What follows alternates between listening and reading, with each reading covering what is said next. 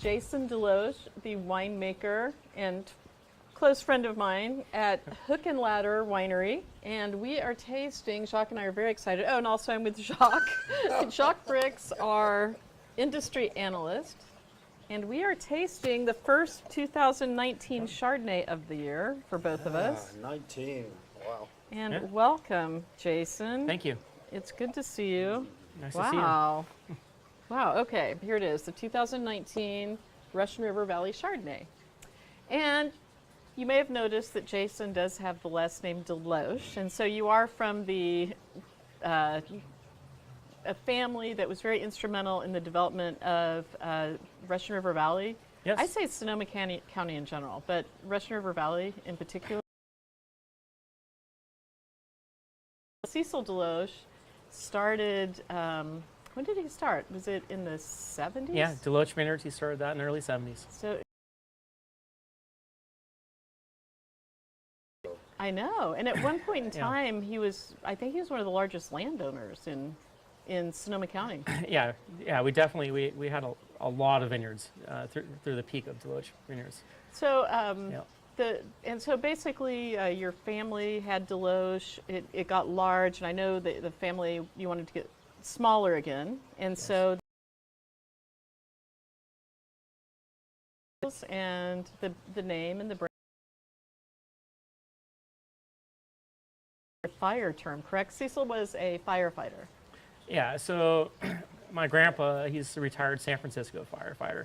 And so after selling the Deloach brand, he moved his operation down the road where turned that property into a functioning winery. And then he named it Hook and Ladder Winery. Oh, wow. Yeah, so it's after his time as a San Francisco firefighter. Wow. Well, I'm a huge fan of the wines, and for years I've been buying fruit from Hook and Ladder as well. So Jason is a farmer and a winemaker, which is a lot of work, but let's not worry about that right now. I have had the pleasure of learning more about Jason when I researched his background to get ready for this show a little bit. And you're really have some interesting things that you do. Evidently, you have a pilot's license. So that's right. You're the only winemaker I know with a pilot's license. Yeah. So my family. Do you see the photo? Yeah, that's Lucas and I, my son, and we're at the air show at the Sonoma County Air Show, and so. My grandpa, he was a pilot. That was one of the many things that he was going to do before actually going in as a firefighter. He wanted to be a commercial airline pilot, in which that didn't really work out, and he went to the fire department. But we've always loved being around airplanes, and when I was really young, my grandpa would take me up in a plane and. With my dad, and we'd fly around and go out to the bay and back, and I'd fall asleep in the plane. Oh, really? It's one of the coolest things ever. I remember it really well, and always get a little pin every time we go there.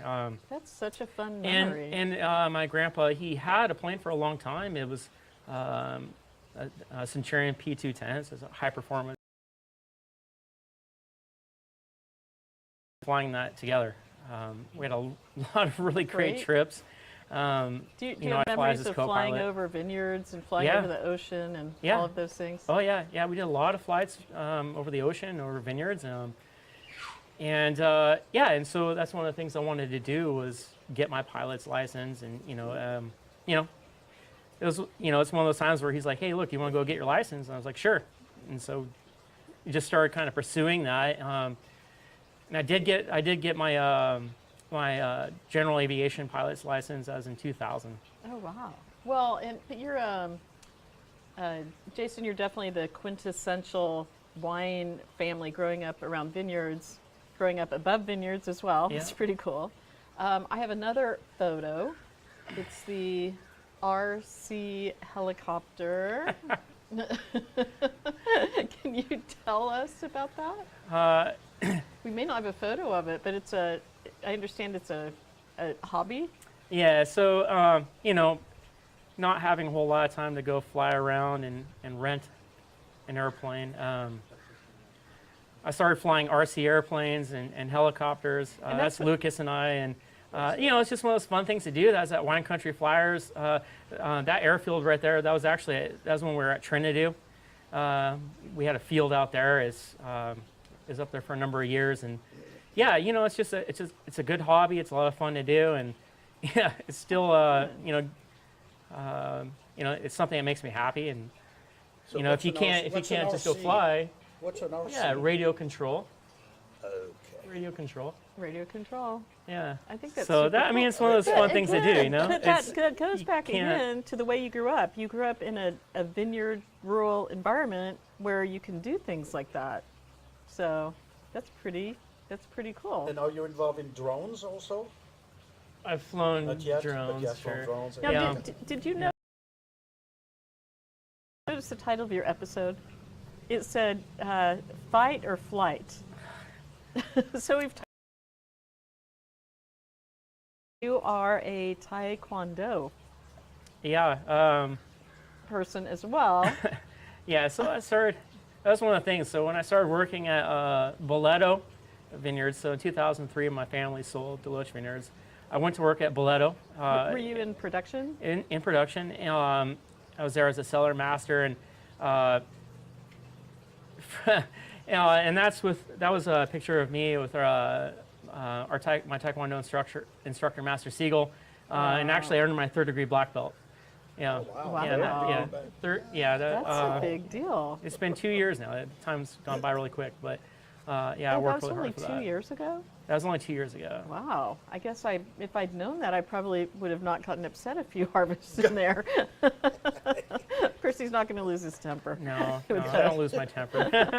No, it's just That is it's super it's one of those cool. fun things to do. It's a way of exercising and doing something different, and yeah. So I started doing that around 2003, and Wow. just kind of stuck with it, I had no idea. And both my boys do it. Yeah. Actually, well, and didn't you say that one of your sons is doing Yeah, Taekwondo? Lucas is testing today. So this leads me to my next question, which is, I, as everyone knows, I'm just home sheltering with my cat and getting by and all those things. But here you are, you're in charge of a large production facility, 25,000 cases. That's sizable. Is that your production? Yes. You're overseeing vineyards as well. I know you have a management company, but still, you're. I've picked that up over the you're last in couple of years a charge. lot more. I mean, you're in charge of all that, and I assure you that is a huge responsibility. It's not an easy job, and it can be a little bit stressful, especially as harvest approaches, and it's here. And you have 2 kids. Yes.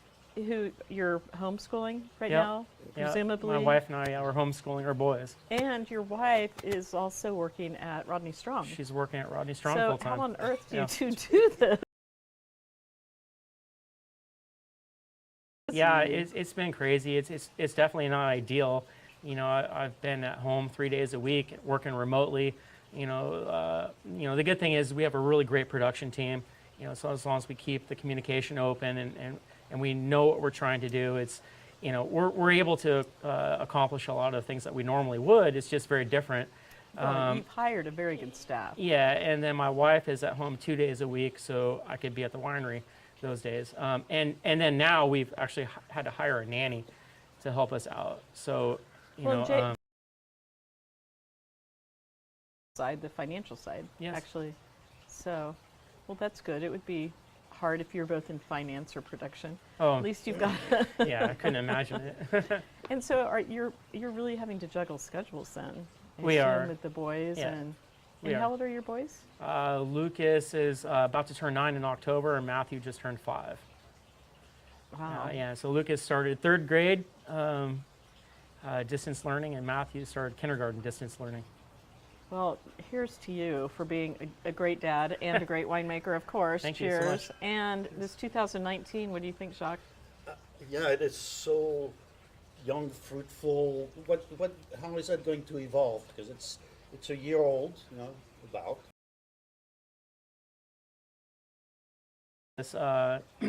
at the end of July, early August. So it's newly in the bottle. That was one of the biggest things is all of our bottling. It actually had to be pushed into July. You know, we had our March bottling. Yeah, because it's an early harvest. We had a June bottling. Bottlings into July, not because of COVID. Yeah, hoping that things would improve and we'd be able to escalate. So, but was it because you had the line there and you needed to take advantage of yes of the? So, and you have a bottling line that comes in, correct? We do. Yeah.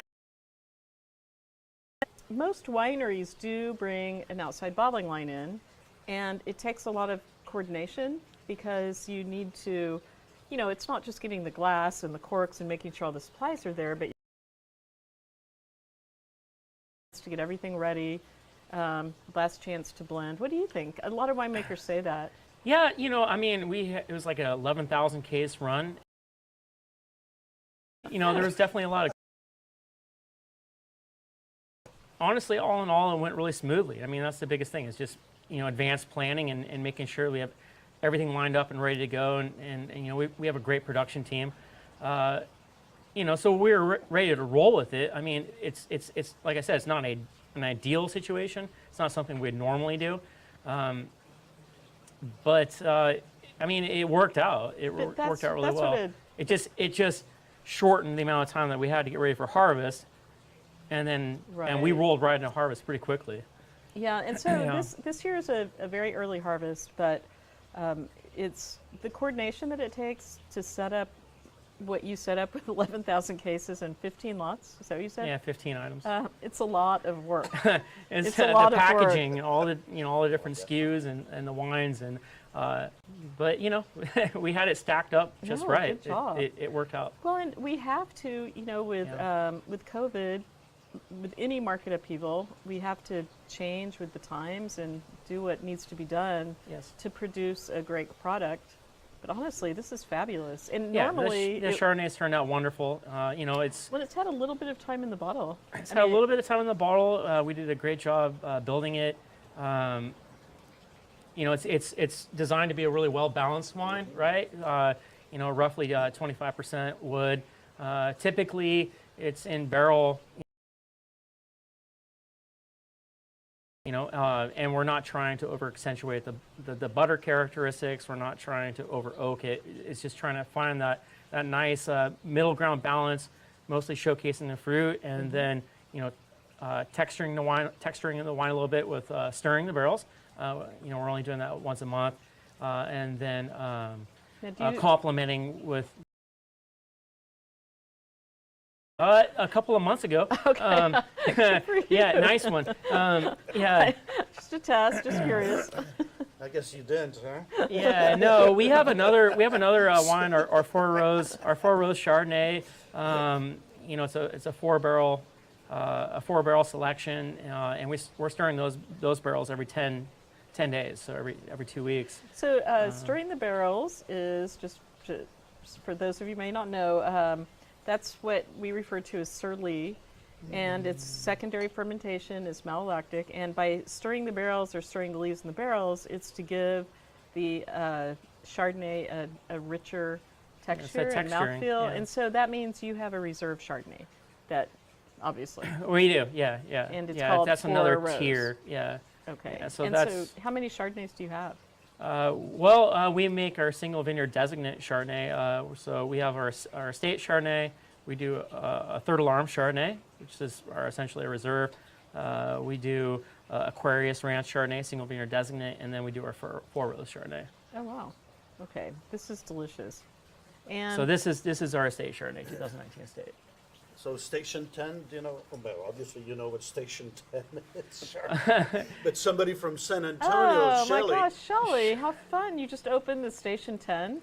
That's super cool. So we have a fan of Hook and Ladder in San Antonio, my home state of Texas. Me too. Yeehaw! Yeah, that's so right. Station 10. Texas, yes. Yeah, so my grandpa, when he was in San Francisco, that was the firehouse that he was at, Station 10. Okay. Presidio and Bush. And during his time there, he was the Tillerman, which is another wine that we'll try as we go down the lineup. It's a cab-based blend. So Station 10, it's a Zinfandel blend, Zinfandel, Carignan, Alicante, Petit Syrah, and a little bit of cab. Are you done with this? I don't know why I'm done with asking. that. Yeah. Oh, So that's a really wow. fun wine. It's it's another blend. Well, it's fun that Kind of opposite. Shelley. You got the cab-based blend, the Tillerman, and then the Zinfandel-based blend, Station 10. Well, it's super fun for all of you out there to open wine while you're listening to the winemaker describe what's happening. And Jason is what I would describe as a frontline winemaker because you are very hands-on. I know that because I'm there all the time checking on grapes. And you're typically not sitting in an office. You are when you have to be, but not because you want to be. That's how I would describe you based on my... For me, it's really good because, I could spend the time that I want to in the office, doing my thing in there. But, when I want to get up and move, it's anything I want to do, If I want to go out, drive the bin turner and turn some bins, I could do that as long as I want. Weigh fruit, separate it. It's nice to take a break. Join in, do some, shovel out some tanks. It's just... I know. It's a nice, I always nice try to break. do as many as I can every year. It's a very nice break. I'm interested also in knowing, the paperwork part of it. Yes. Is that getting better, worse, the same? It's more paperwork than more? people There's realize. a lot. It's a lot of paperwork. There's an astronomical amount of paperwork involved. There is because alcohol is a regulated industry, and plus once after Homeland Security got involved, we had to start tracking our yeast slots, and The yeast? Yes. Well, so they can You know trace it. back? You knew about that, right? all of our additions that we make are logged. Yeah. Wow. Is there other paperwork maybe I should know about? Other paperwork other than that, yes. I mean, other than, when you weigh the fruit, it's all documented, right? Yeah. You have your Are you weight the tags. weighmaster? Yes, I am. There's two Here's weightmasters. two John weighmasters. Wolfel and I are, who's also a winemaker at Hook and Ladder. We're the only two weightmasters. I'm the only weighmaster. Yeah, you don't want too many hands in that, No. What's a weighmaster?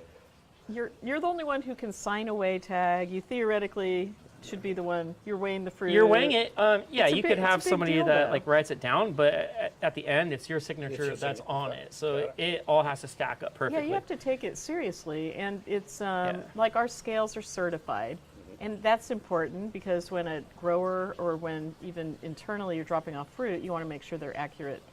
So yes, we are just so everybody knows, it's like a really, really big deal to be a weighmaster. Yeah, Because you both It's a are. huge Is that what deal. you know? there's that. Exactly, There's huge. there's weighmaster certificates that are issued for the fruit that you've weighed, right? And then there's the production record, which is created off of that, which is essentially the beginning of all the wines that you're building. Yeah. And that goes to the lab.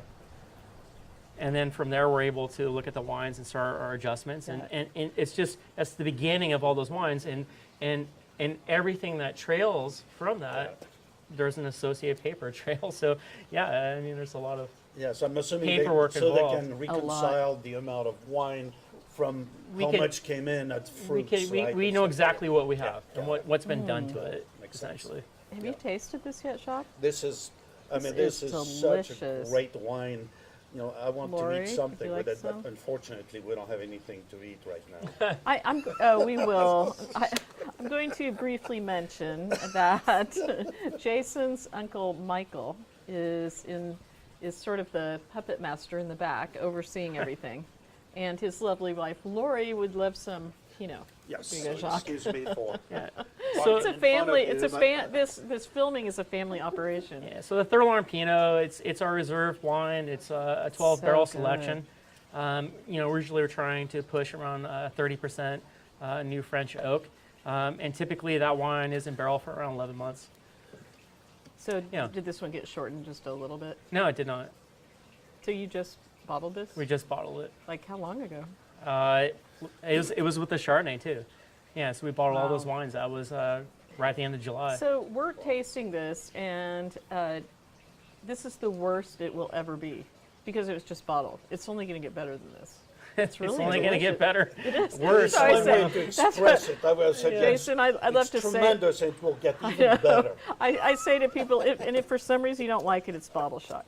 You'll like it. You'll like it eventually. No, but this wine is showing This is so good. awesome right off the bat. So, yes, the consensus is that as it starts to rebound in the bottle, it will continue to evolve and it'll showcase much better. Now, do you Absolutely. choose the 12 barrels, or they? We do. Out of all, you take all your lots and you choose the best. Yeah. So Your favorite essentially, 12 barrels? So essentially, we're taking the vineyards that ultimately are our best vineyards. In this case, it's a Stagman Ranch vineyard. It's over on Trenton Road. It's a 6-acre piece. The barrels are primarily selected from that vineyard. Well, and again, we've talked about this a little bit before, but there can be, as wine's a living, moving thing, and there can be barrels from one lot, and for some reason, there can be an exceptional barrel within that lot. Yeah, I mean, there could be How does that happen? same do you think? Like the same exact type of same barrels, cooperage. same cooperage, side by side, and one can be extremely integrated and showcases the wine really well, and the other, the oak is the dominant feature. It's not showcasing the fruit component as much, and I guess. I don't really have a solid answer for why that is, but the reality of it is when we're building wines like this, you do have to taste barrel by barrel and actually select them, hand select the barrels to design that wine. That's what's Yeah. what I love about wine. I always talk about the history, the romance, all those things, but it's crazy to think about, each piece of wood with the tree, each grape, every single moving part is something that's alive and different, and that's what makes wine so fun, I think. It is fun, yeah. And, Really It fun. can be a lot of fun. Do you identify the barrels before? I mean, what you look for? When you Yeah, well, sniff the barrel and I've sniffed barrel. yeah, okay. no. So I mean, we have a really broad barrel program that we've kind of tracked year after year. So we know what barrels have historically integrated the best or given us the profiles that we're That's looking the for, key. right? Yeah. And we also know which vineyards have given us the best outcome with that.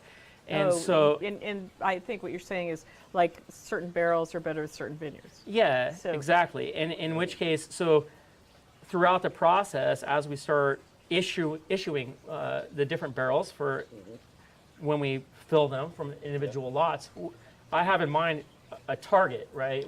I know later in its lifetime, Yeah. this is what I'm going to look for, right? So you're building your toolbox Yeah. essentially. Yeah. And that's something we refined over many years. I mean, originally in 2006 when I started working at Hook and Ladder and making wine, we had an established barrel program. A lot of those barrels came from our Loach program and how it integrated into the wines that we're building, and we continue to do that as part of our protocols, but over time also doing small trials and kind of massaging that around, especially as the tiers evolved, the different tiers for Hook and Ladder. And so that's the thing, is we have a really well-established barrel program, and we know historically what vineyards are going to give us a particular outcome, and that's where those barrels are going to go. And when we build them, you hope, that's Yeah. you're going to find what you're looking for, and we do. Now I know you've worked for some pretty well-known winemakers in the past. Well, you were at Loach, correct? Didn't you work for under Dan Cederquist? Yeah, Dan Cederquist. So I worked with Dan Cederquist. I started full-time in production in '98, Oh. right after How high school. old were you? I was going to say Yeah, that's crazy. 18. So I You moved started in. at I moved 18? in with my grandpa, and we would ride to work together in the morning. Dan Cederquist was the winemaker there, and Dan's a wonderful guy, and he consults for us now at Hook and Ladder.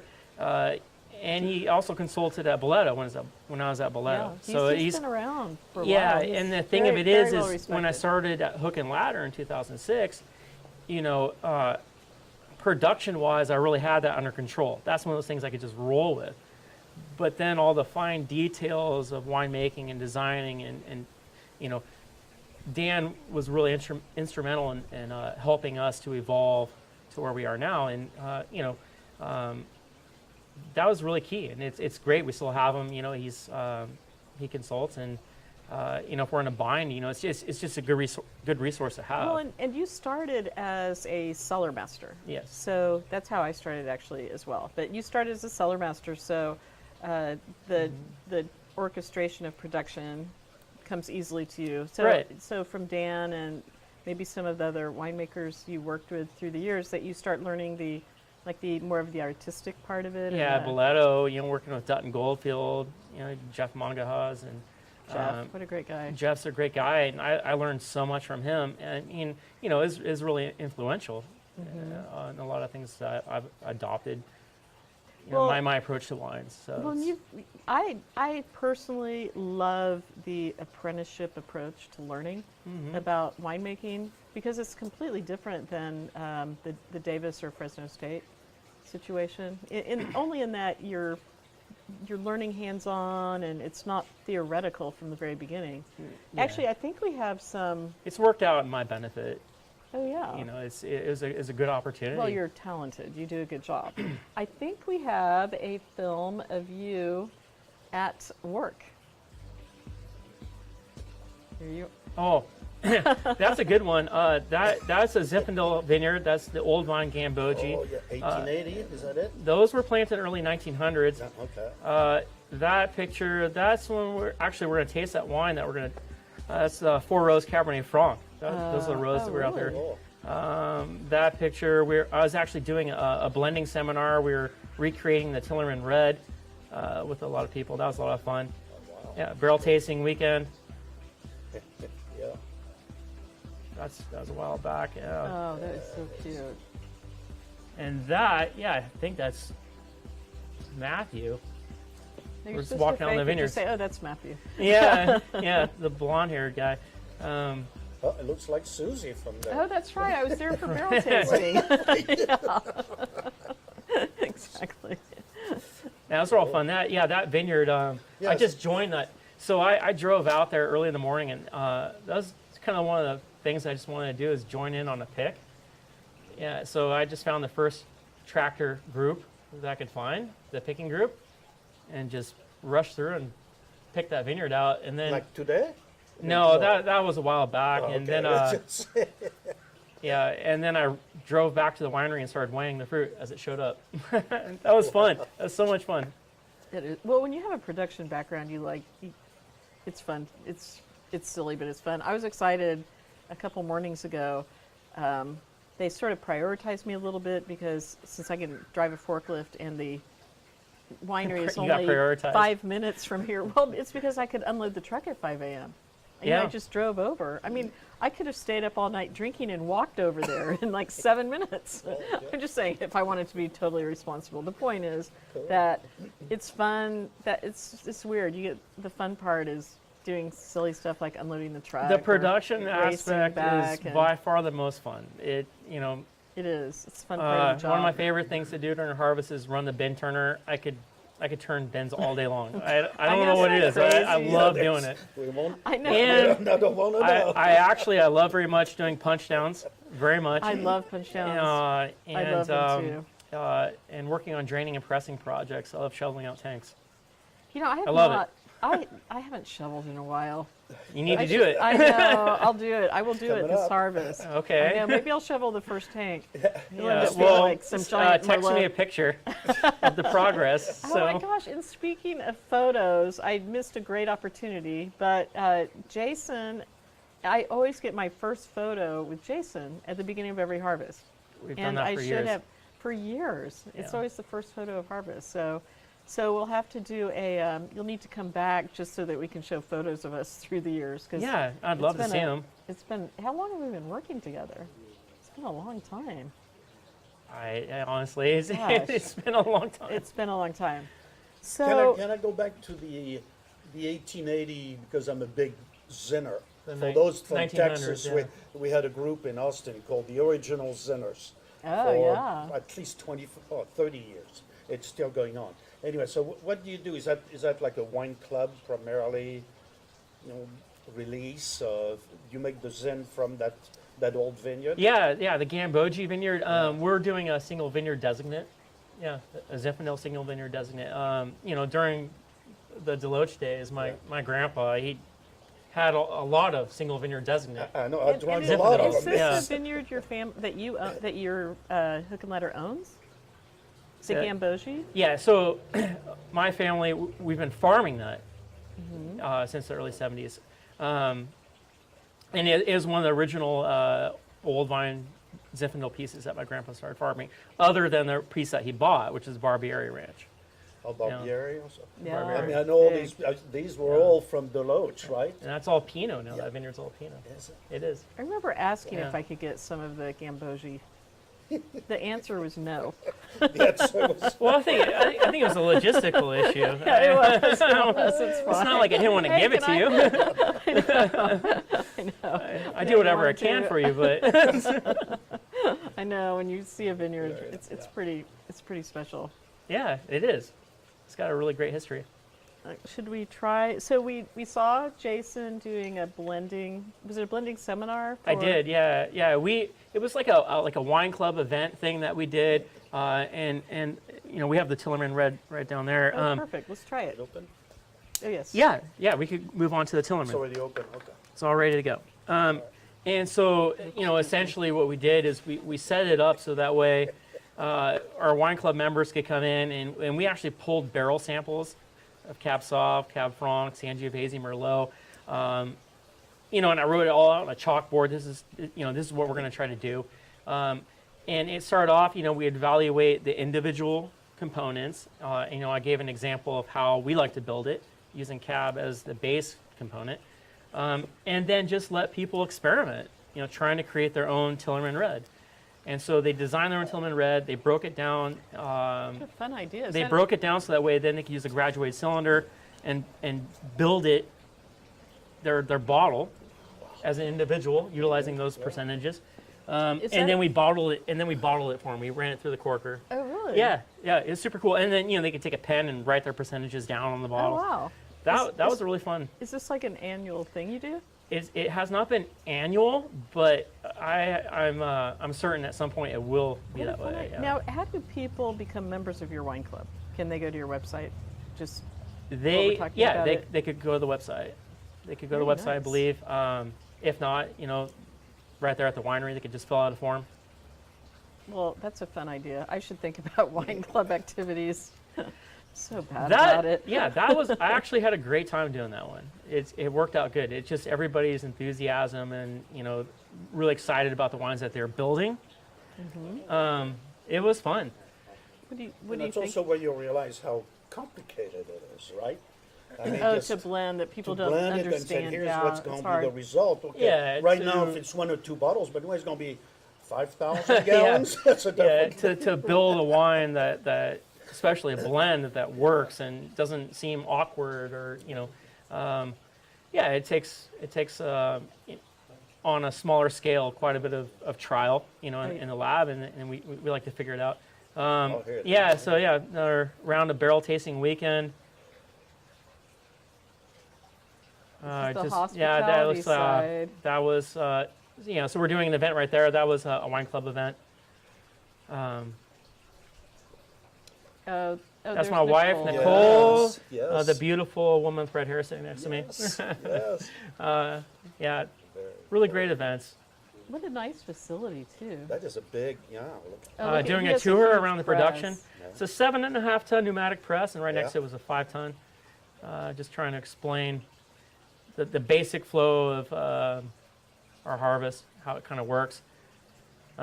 What's really fun is when you walk out on the crush pad and you have all the equipment out, right? We're in the middle of it, or we're getting started, and there's a lot more action. There's a lot more to see. Wow, I've never seen you without a hat on. yeah, yeah. Well, because you always see me kind of like in work I mode, know, always. which I wear a hat. Yeah. Wow. I thought about combing my hair today, but it just didn't work out. You're just a little busy. I was like, whatever. It's fine. It's fine. This Tillerman is delicious. Aromatically, I get a lot of the Cab Franc. I think that Cab Franc does that. Yeah, absolutely. Something- It definitely sticks out a little bit. It's a cab-based blend, so kicking a little bit of Cabernet Franc. Yeah, you just kind of get that upfront red fruit characteristic. Earthiness a little bit. Yeah. A little bit can we earthiness. talk? I'm The gonna. Merlot pulls in the mid palate, brings in some of the red and black fruit characters, and the Sangiovese is the same. It's raspberry, strawberry. Oh, there's Sangiovese in here. Yeah, yeah. So Cabernet it's Franc, Cabernet, Cabernet Sauvignon, Cabernet Franc, Sangiovese, and Merlot. and Merlot. Mhm. So my current vintage Yeah. of Sangiovese is the last vintage I was able to get from you, because it got converted to Pinot Noir. But it's honestly one of my most popular wines. So, just so you know, I'm not. Don't worry. Yeah, we have such a small amount of Sangio now. It's fine. I'm not complaining at all. I feel bad. Like, No, like, it's fine. It's fine. I can sit on the So side for you. I remember going up to check the Sangiovese vineyard, and I noticed that there were some rows that were blocked with like basically crime scene investigation tape or something like that. And Yeah. that was the first time I learned about your project, the 4 rows things that you were doing. The 4 rows. The 4 rows, and anyway, and we're We'll gonna get to that. we're gonna try that shortly. So one but- thing to talk about is a Tillerman. So when my grandpa, his time as a San Francisco firefighter, he was a Tillerman. So he drove the tail end of the hook and ladder Oh, is that fire what a truck. Tillerman is? I Yep. didn't know that. Yeah, the person he who did that in the drives city. the back of the truck to. The So back he's got end. his Yeah. own steering wheel, right? Because it's Right. so huge. Okay. Yep. All right. Yeah, and so this was the first, Yeah, the first Tiller boat, one of yeah, the wines okay. that we built when we started Hook and Ladder. He wanted to build a blend, utilizing the fruit off the Los Amigos Ranch, and named it the Tillerman, to go with the whole Hook and Ladder winery theme, which is really cool. And the vintage is 2016. 2016, And does and it- it's showing wonderful. Do you take the fruit and make the best wine you can, or do you try to replicate the style? So, both really. The answer is we will always, philosophically, we always will try to make the absolute best wine we can. Period. I mean that, we want it to exhaust every single scenario when we build our wines possible until we're happy with what we get. In addition to that, we do want to build a wine that's recognizable year after Right. year, that's brand specific. So it's kind of both, right? If we could build something that's representative, but also is a higher caliber, that's representative of a specific vintage, we'll do that.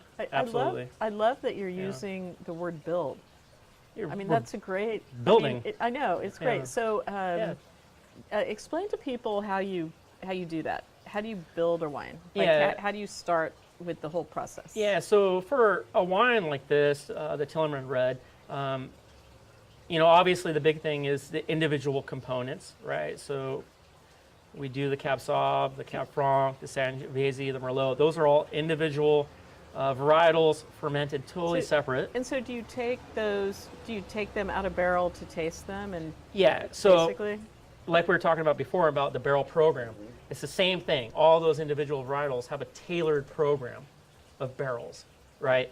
We build, our state wines, we build our Four Rose wines, we build our reserve wines. We kind of square that all up, but leave room to then build something like the Tillerman, right? We don't want to cut ourselves short too. So throughout the process, we'll be pulling barrel samples of all these individual wines, bring them to the lab, and then just trying to see where we land percentage-wise of the individual wines that we've created and how it goes together and build something like the Tillerman. And when we find a balance that works for us, then it's going to the individual barrel selection process. So then we'll pull all the wines out individually and then start going through them and tailoring the wine that way. Oh, I see. So what you're saying is you decide in general you decide first what the percentages will probably be, and then you go back. We and have an choose the idea bar- of what it Right. is historically. We have an idea what it is historically. But then you even go back and choose specific barrels even for that program? We will. That's a lot of work. We will. Yeah, there's a lot. That's a lot of work. We How do long that. did- We how do many- that for every single wine that we build. It's the Wow. same kind of process. Yeah, I do that too.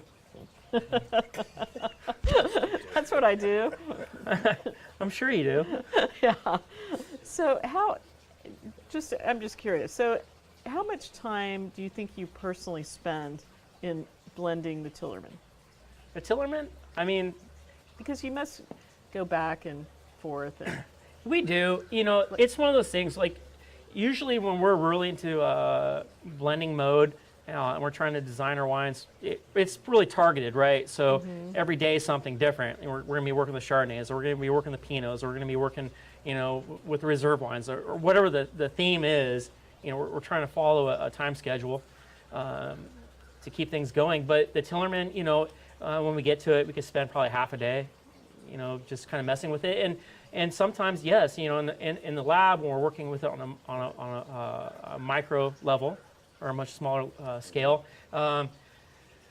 you know, we'll go through several versions of it until we're happy, and sometimes we'll sit on it and wait and then go back. and so what Jason's talking about on a micro scale, and you sort of picture us putting large amounts of wine into a tank to decide what we want it to taste like when Right. we're actually using a, maybe 100 ml graduated cylinder. That's so right. we're That's it. basically blending into something that is, you know, a cylinder that has 100 mLs to determine the larger blends. But typically, once all the barrels are together for the base of the wine, it can change slightly. But it's amazing it what can change happens slightly. with 100 mLs. It could totally change slightly, and a lot of times, you know, we try to build in, you know, a little bit of room for error, right?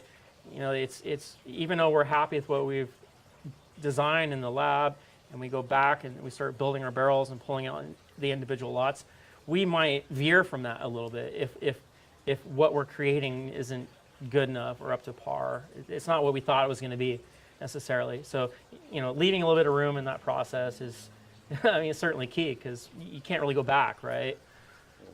No, once that's it's true. I mean, yeah, there's no going tough to back. take You can't really go back. So. No going back. So let's go on to the 4 rows. This Okay. is I know this is near and dear to your heart. This is Jason's baby, right? At the winery. It's- with the, It's a bit of a baby, yeah. well, it was your idea to do this, well, correct? So the thing of it is actually my Uncle Mike, he came to me and Uncle Mike, who's Uncle behind Mike, the yeah, scenes right yeah, now. it was His actually, beautiful you know, wife is right here. it was one of those things where he's like, Jason, you got to build something like this. You know, you got to build this. You got to build a designer wine.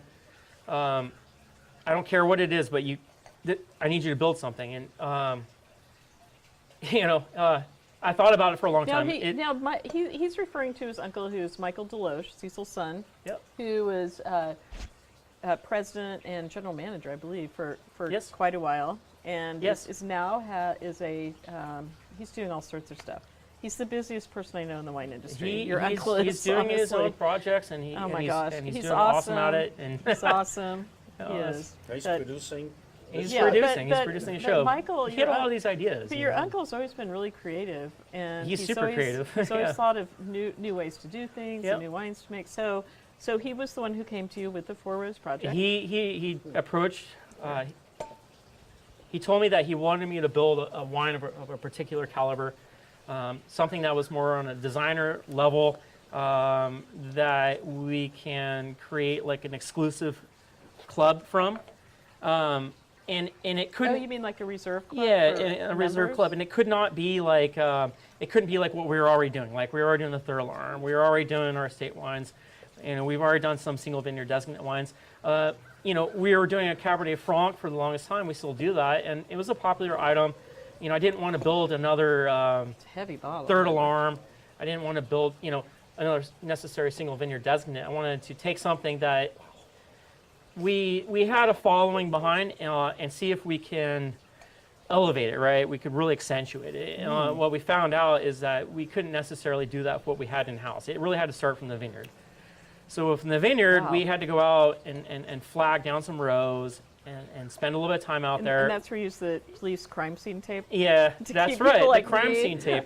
And that Keep people component like was me away from Sangiovese. it. Like, don't even think about it. What we You're didn't not know touching is this. what we would utilize the Sangiovese necessarily for, right? So that's the beginning. So we picked these rows of Cabernet Sauvignon, Cabernet Franc. let me. I'm sorry. I just want people to understand. It's interesting. So you would choose these 4 rows, and then those 4 rows would be farmed exactly the way you wanted them to be farmed. Yeah, the first year, we spent quite a bit of time going out in the vineyard, just like fine tuning the vineyard. Were like, you doing it yourself? yeah, we were doing it ourselves. Yeah, You and John? so yeah, John and I, we spent all day out there.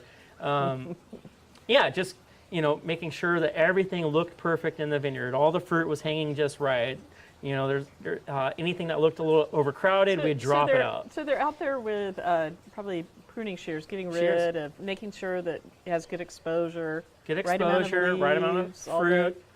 Yeah, we were And pulling leaves, we were dropping choose things. the section, I noticed with, just from being out there, meddling around, I noticed that you would choose some of the hillside or you would choose certain areas that you like the best. Yeah, with the Sangiovese, it is up on that hillside.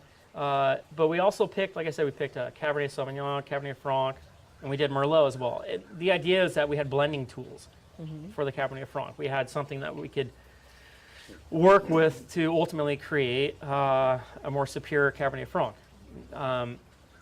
And I didn't want to box us into a corner where we only had the one varietal, so we did all those varietals.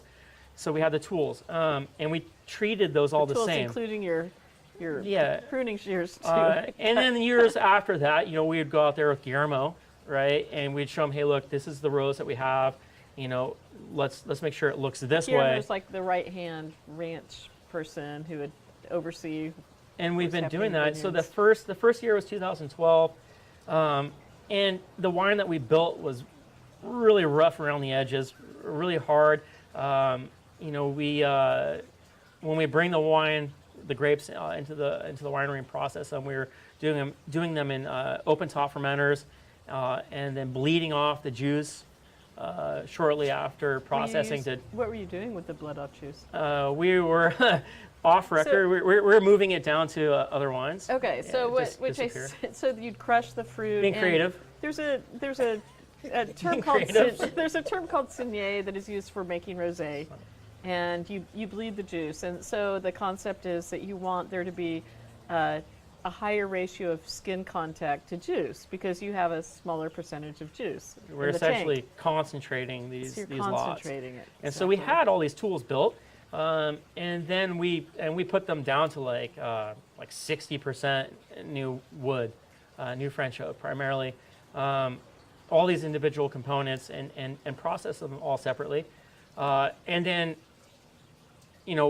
for this project in particular, we were shooting for over 24 months in barrel. We knew that the wine had to be in barrel, for an extended amount of time. We were looking for integration. So it's was it 60% new? Is Yeah. that what this is? Yep. Wow. Yeah, it's 66%. really new. So good. it's only 75 cases. Yeah, 2 new, 2 brand new barrels, and Wow, it a is so second-year-old. good. Superb. I don't think Jacques has used the word superb yet on this. No, I've not. You haven't. This is wow. Actually, it was the first time I've heard you say wow, too. And so the label, though, This is, Jason, I'm you gonna hold a have to very charge high more than honor. the label's kind of fun. We threw out a lot of different names. Eventually, we landed on 4 rows, and 4 rows for us, it keeps the exclusivity to it. It keeps the small production feel to it. It's kind of an isolated thing.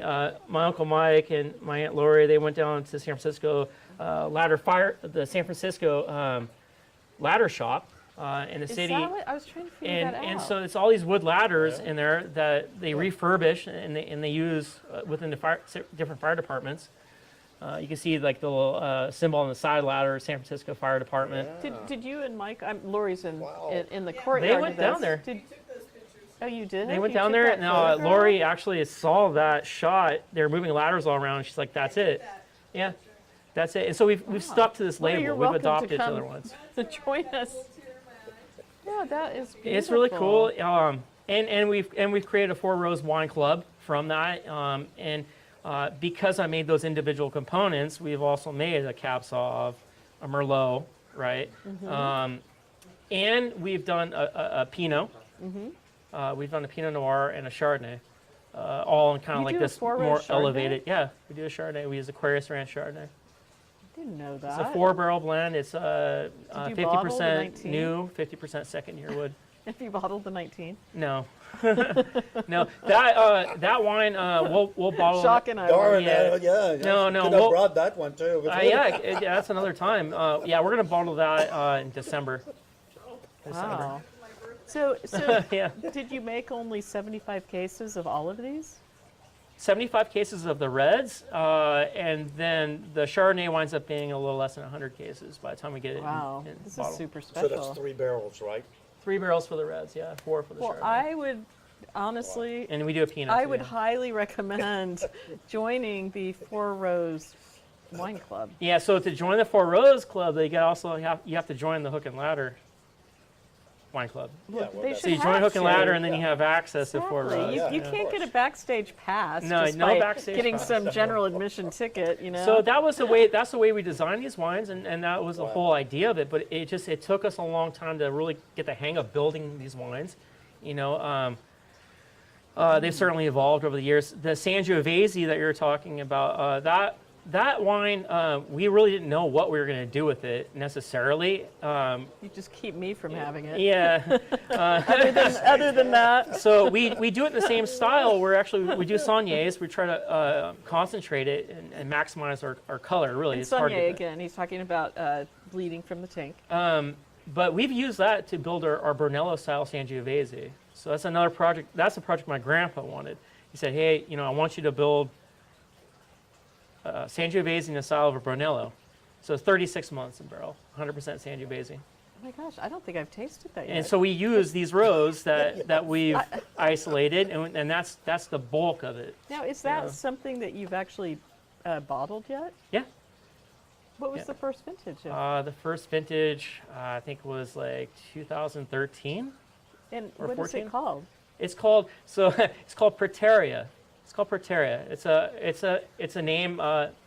When we were designing this wine, my uncle Mike, he came up That's with. another Uncle Yeah, Mike? no, the yeah, well, behind the scenes Yeah, guy. we couldn't call it something. So he came up with all these different names, and Wow. we just kind of landed on one that sounded cool, that you could correlate, to the meaning of the ampersand, and make it its own thing. Yeah, Prateria. Is It's the essentially Latin for ampersand. You could.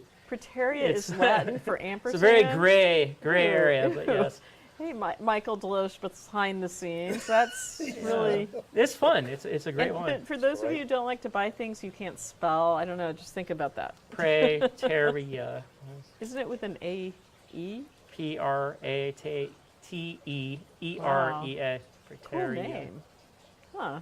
It's another Mike. Something like that. I might have spelled it wrong. Yeah, I think you did, but it's okay. Yeah, you just make the wine. Oh, Prateria. just tell it. You just have to make it. Exactly. That was a That's- fun one. Wow. We'd actually never tried a wine like that. We just kind of researched it and knew what we were trying to do.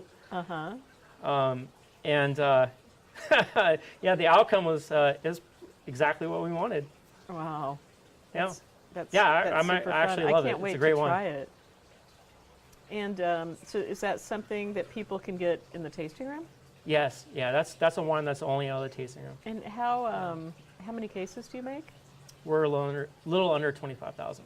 No, of Total. the Prateria. Oh, Prateria. So Prateria originally it started off around 75 cases as well. Wow. Yeah. Wow. Yeah, That's yeah. a lot of skiers to So- keep up with. Yeah. Oh. And we beefed it up a little bit, but it's a small production, just like the Four Rose material. But I think you have Wines. for our viewers is that when you think you got 2 or 3 years of different vintages to keep track of, all of a sudden it gets so complicated. It is complicated. There's a lot to look after. Yeah, but we have, like I said, we have a great winemaking team. You know, and, that's what's really important. You know, our cellar master Jesus and we've been working together since the early 2000s, and you know, John and I have been working together since 2006, and so it's having that super solidified group. You know, and Dan Cederquist has been very instrumental and helpful in a lot of that too. And you so always it's very have tight. snacks during harvest. We do. We have lots of snacks. I always drive by and grab snacks. Just grabbing snacks and running. We got a fresh load. You do? You have Yes, snacks we do. now? And Gatorade. You got some I Gatorade. know, I'm buying Chardonnay from them this year, but I've always enjoyed and appreciated the snacks. So That's good to know. yeah, you're a good boss. Definitely. So, do you have any future ideas or new varietals or new Oh man. wines that you're working on right now? No, I mean, I'm feeling pretty maxed out in terms of the wines that we're building.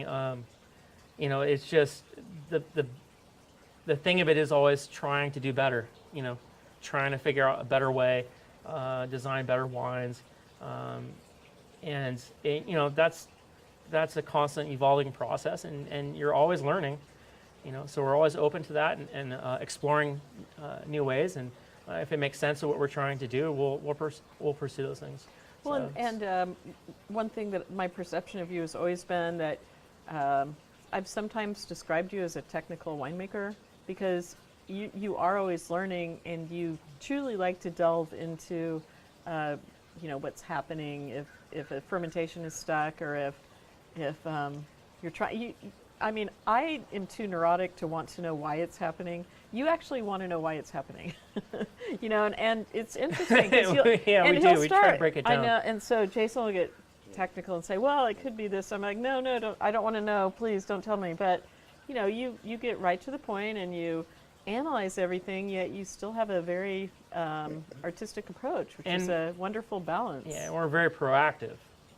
That's the big thing too. It's very proactive in our approach, and proactive in that in the winemaking approach. And if we see anything that's not quite right, we'll try to remedy it as quickly as possible. You know, I think any winemaker would do that. I'm assuming, but yeah, I mean, it's always trying to stay ahead of it. You know, the best you can, and because ultimately we want all of our wines as these components to be perfect. Yeah. To be perfect. Did you work with the Santa Rosa JCs? No, I didn't. When I was at Loach Yeah. Vineyards, I took viticulture with Rich Thomas when he was teaching at the junior college, and my grandpa took classes, and my uncle and my dad also took classes from Rich Thomas. Yeah, So that was my early experience with that. Because I think they're doing a great job. But I haven't done certainly anything for else. Sonoma at the Santa Rosa Junior College here in Santa Yeah, Rosa. no, you know, I've been They do a very nice job. focused on just what's happening at the winery. Yes. You know, I mean, that's all I really have time for, and other than that, it's just trying to find free time to do things like RC airplanes or taekwondo or whatever, and it's becoming less and less and less. But Well, we're making the best of it. Well, it's very impressive what you've accomplished, what you've done, managing a family, having a pilot's license, and the taekwondo thing. You know, a little badass. It's perfect. I love that. It's fun. And would you encourage your sons to go into winemaking? Do you think? Continue the Yeah, family? I don't know. You know, it's one of those things. It worked out for me. You know, I was always captivated by wine production, everything that was happening at Loach Vineyards, and I wanted to go with that, but you know, there's a lot of work. I don't know. I would want them actually to explore other options first, and then if they want to, they could come back to something like that. You know, Well, that's my initial feeling on it. So. Well, you've done a fabulous job. I've always been impressed. I really appreciate you being here. Thank you. And I mean, It's fun. congratulations on getting a superb out of Jacques.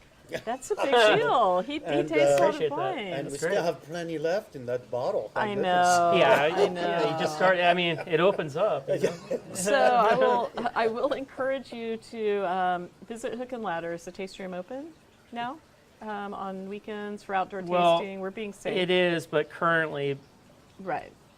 So We're if, limited, If so. you have an opportunity to visit Hook and Ladder, make sure that you join the wine club. So then you might have the opportunity to be part of the Four Rows exclusive membership.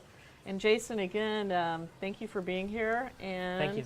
we will see you next week in the Courtyard. And until then, enjoy wine, enjoy life.